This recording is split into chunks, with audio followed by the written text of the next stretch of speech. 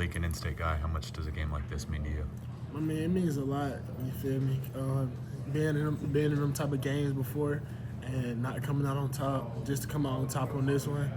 I mean, it really it's a relief to see that we can finish a game, to see that we can compete with some of the best teams in the country. So I mean, it was really a relief, to be honest. What are some of your earliest Iron Bowl memories growing up? Earliest Iron Bowl memory.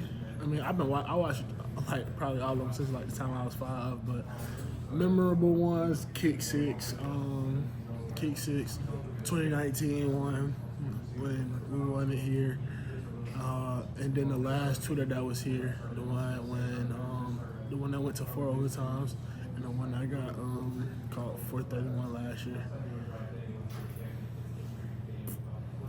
Talk about being on the field when it went crazy this past weekend. I mean, it's something you never prepared for. You know what I mean? Never.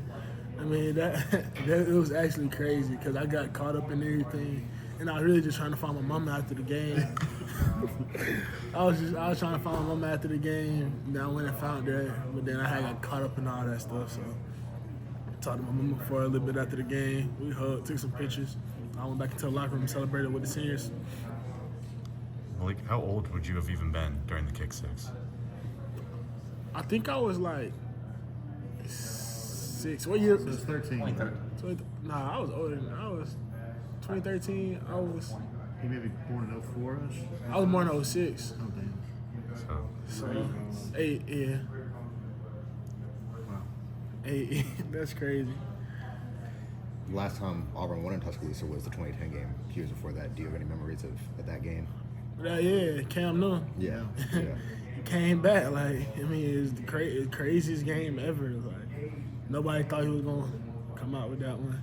So I guess what would it mean just on, obviously it's, a big game, you want to win every game, no matter the opponent, but, you guys haven't won in Tuscaloosa since 2010. How much would it mean just to kind of break that losing streak?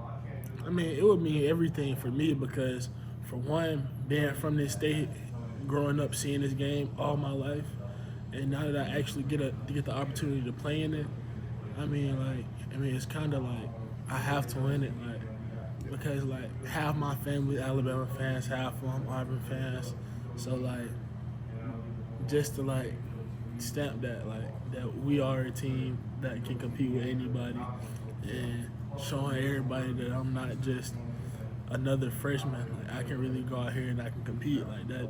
That's gonna mean a lot for me when we come out with this thing on Saturday. What was Thanksgiving week like growing up with the family? Half and half. Right there going into that game. It's always it had always been crazy. I mean, everybody going for their team, everybody arguing and stuff like that. So, I mean, football season. I mean, that's what football is. Everybody watching football, arguing, having fun. So. Hey, you guys defended 91 snaps the other night, which is a lot. Talk about the defensive approach you got to have on defense to stay fresh like that. I mean, it's more than just being fit; it's mentally. I didn't even know it was that many plays. But the one thing that Coach Durkin preaches to us the most is when we in any situation, we gotta say good. Any situation we in is good. Anytime we get to go out and play football is a good situation. We threw an interception. We all came, huddled up, and said good. We get another opportunity to come out and make a play. We get another opportunity to come out here and show why we the best defense in the SEC. That's what he preached to us. Say good. Any situation is good.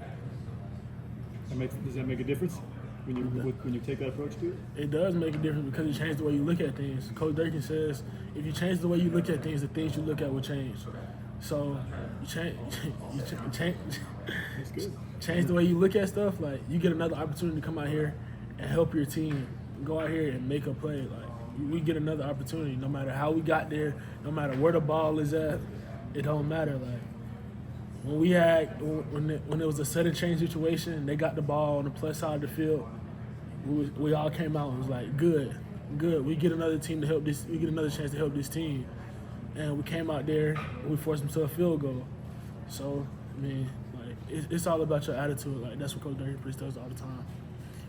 I'm sorry if you were asked this already, but just growing up in this state, what this game means to you personally, and to have the opportunity to make your imprint on it, how excited are you for Saturday? I'm very excited. this the biggest game of my life. I mean, but at this level, every game is the biggest game of my life. So I mean, I'm not gonna treat this game like I'm not gonna do anything extra that I haven't been doing. I'm not gonna try to do anything outside of my body. I mean, I'm just gonna come out and play my hardest. I mean, play at my standard every play. For the guys that were in that locker room last year coming off that tough defeat, how much can you sense that they want to be able to atone for it this Saturday in Tuscaloosa?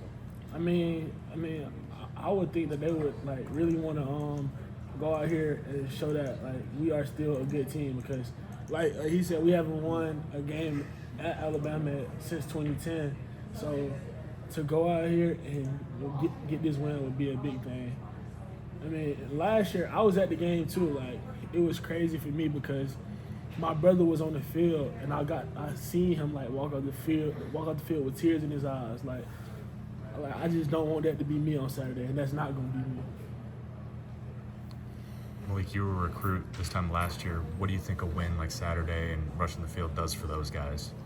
I would think that would solidify like some of their commitments, and the ones that's not committed, I would think that would make them want to commit because they see what we can do against a top 15 team.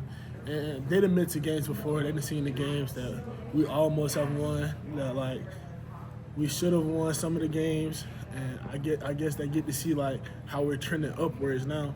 And a win this Saturday would just solidify that even more. It would put it in stone. So I feel like if you with it, like if y'all recruits with us, y'all should stay with us, and if y'all not, y'all need to get in with us. Do you think going into Tuscaloosa without Nick Saban on the other sideline that the aura and the mystique of that place maybe doesn't have the same shine that it had the prior 17 years?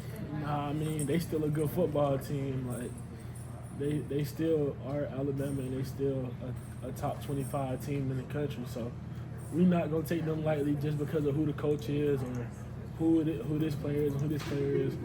They going to get the same attention every other team get, no matter what. Challenge of I apologize if I've been asked this, but a mobile quarterback. I know you guys have faced a bunch of them this year, but this guy's as mobile as anybody. But what's important in slowing that down? For one, he is a really good quarterback. I mean, he is really mobile, but with the receivers that he has, I feel like he is looking to throw the ball a lot more than some of these other quarterbacks is. Like, the quarterback from Texas A&M, he wasn't really looking to throw the ball for real because if his first read wasn't really there, he was taking off and running. But Jalen Miller, I just seen a lot of film on him. I really feel like he's trying to deliver the ball to his receivers because he has really good receivers. So, caging the quarterback is still going to be a number one thing that we got to do this week, but it's not slowing down any of our rushes. It's not going to do any of that. We still going to play aggressive. We still going to throw as many punches at them as we can. He likes to get to the edge. How beneficial is it to have athletic defensive linemen like yourself that can run around the field and make sure that he can't get to the edge, forget those explosive plays? That's really important. And then we have really good linebackers too, like DeMarcus Riddick, Eugene Asante, Austin Keys. Like we have a really athletic front seven. So we can all chase him around the field and make plays and really cage him in, so he can't run around the field all night.